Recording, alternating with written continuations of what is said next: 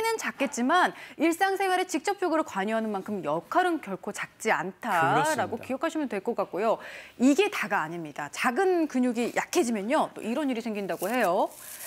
사망률, 심혈관 질환 위험이 커진다. 무섭네요, 강 교수님. 예, 그렇죠. 사실 큰 근육뿐만 아니라 이제 작은 근육도 활용을 안 하면, 그러니까 운동이 줄어들게 되면은 근육량도 줄어들게 되거든요. 근데 실제로 근육이라는 것은 항상 동시에 만들어지는 작업과 분해하는, 파괴하는 작업이 병행이 됩니다. 그런데 그게 균형이 맞아야 되는데 활동을 별로 안 하거나 움직이지 않거나 그러면 파괴하는 운동 쪽만 움직이고 그다음에 만들어지는 쪽이 약화가 되기 때문에 근육량이 줄어들게 되거든요. 그런데 근육량이 줄게 되면 아무래도 평형 감각이라든지 또 운동 능력 같은 게 떨어지니까 활동량이 줄어들어요. 네네. 그러니까 2차적으로 사실 사망률도 증가하고 또 특히 중요한 심혈관계 질환이나 질환의 유병률이나 사망률도 증가하게 되는 것입니다. 네. 작은 근육이 약해지면은 일상생활을 잘 못하게 되고 일상생활을 못하게 되면 다시 근육이 약해지고 이렇게 악순환이 반복되니까 건강 수명이 줄어드는 거는 뭐 당연한 이치인 것 같습니다. 자, 세 번째 약해지면 이런 일도 생기는데요.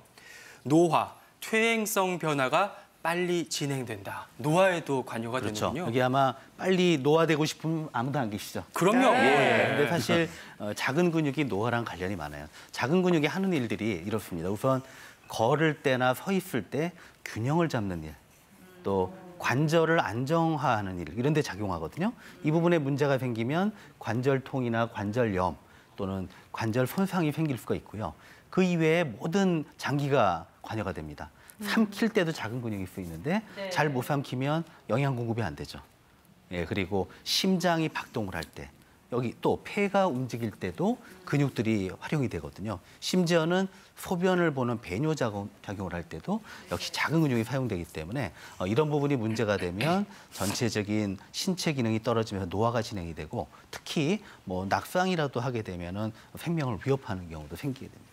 네. 이 근육이 뭐 중요하다는 건 뭐 누구나 다 아는 사실이겠습니다만 오늘 말씀 듣고 보니까 이렇게 대단할 줄 정말 몰랐거든요. 근데 그나저나 나이가 들면 들수록 가장 중요한 게 돈이 아니라 근육인 것 같아요. 근육 부자가 부자인 것 같아요, 진짜 부자는.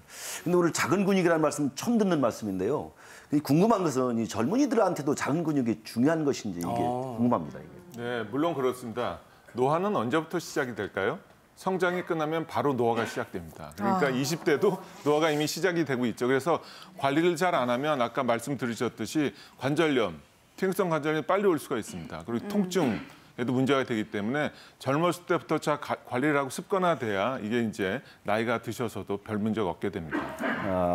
근데 김선우 교수님, 네. 작은 근육 키우는 방법하고 큰 근육 키우는 방법이 뭐 다른가요? 뭐 같은가요? 궁금합니다. 네, 조금 다르다고 할 수 있습니다. 왜냐하면 우리 몸속에서 작은 근육이라고 할 수 있는 호흡을 도와주는 근육, 그리고 소화를 도와주는 근육, 그리고 척추가 제 모양을 잘 유지할 수 있도록 도와주는 이런 작은 근육들은요. 보통 우리가 큰 근육 운동을 할 때는 근육을 수축했다가 이완시키고 수축했다가 이완시키고 이런 식으로 운동을 하지만 작은 근육들은 어떤 무게의 근육이 오랜 시간을 버티는 형식의 운동이 일반적입니다. 그래서 관절이 올바른 각도를 유지한 상태에서 일정한 무게, 일정 시간 버티는 운동을 통해서 작은 근육을 효과적으로 강화할 수 있는데 제가 잠시 후에 알려드리도록 하겠습니다.